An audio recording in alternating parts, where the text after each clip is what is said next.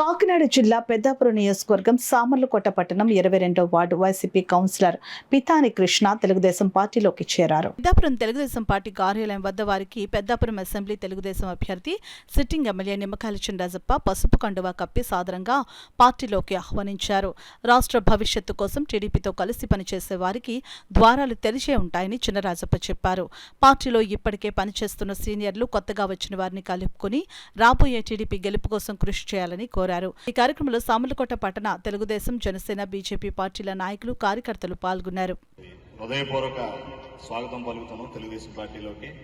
ఖచ్చితంగా ఎందుకంటే ఈ రోజు ఉన్నటువంటి అరాచక పరిపాలన చరమగీతం పాడాలని చెప్పి వైసీపీ నుంచి ప్రతి ఒక్కరూ కూడా తెలుగుదేశం వైపు చూడటం, తెలుగుదేశంలోనే అభివృద్ధి, సంక్షేమం రెండు కూడా జరుగుతాయని చెప్పి ప్రజలు విశ్వసించడం. అలాగే ఈ రోజు మనం ఖచ్చితంగా అధికారంలో రాబోతున్నాం. చినరాజప్ప గారు కూడా మంచి మెజారిటీతో గెలవబోతున్నారు. ఈరోజు మీరందరూ కూడా సమిష్టిగా పనిచేయాలి.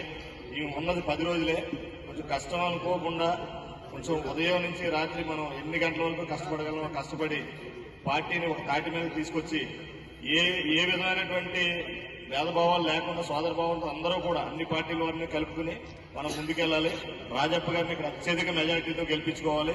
అక్కడ చంద్రబాబు నాయుడు గారిని సీఎంగా చేసుకోవాలని చెప్పి నేను కష్టపడి కష్టార్థానికి, నేను చేసే మంచితనానికి ప్రజలు కృష్ణ మనకు కావాలి కాబట్టి నాకు ఓటేసి ఎక్కించేవారు. ఈ రోజు నాకు 4 చుట్టూలో కూడా నెగ్గే అవకాశం ఉంది.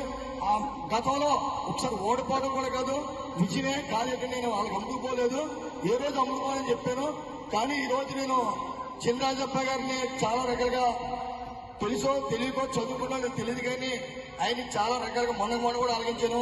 దోచుకుంటూ రేపు ఊరు కానీ ఊరొక్కడు ఊరంతా ఊరేలే ఈ ఊళ్ళో రావద్దని నేను హక్కుందా మనకి.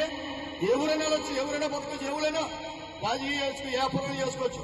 అంతే తప్ప తెలిసి తెలియని మాటలు ఎవరో పనికి మాటలు చెప్పి మాటలు ఆలోచించేసి ఇటువంటి పెద్ద వయసు దాకా మహానుభావు చినరాజప్ప గారిని నా అంటలో చాలా బాధ కలిగి నేను ఇవాళ తెలుగుదేశం పార్టీలో చేరి ఇలా చినరాజప్ప మంచి మెజారిటీ అసెంబ్లీ పంపుతాను.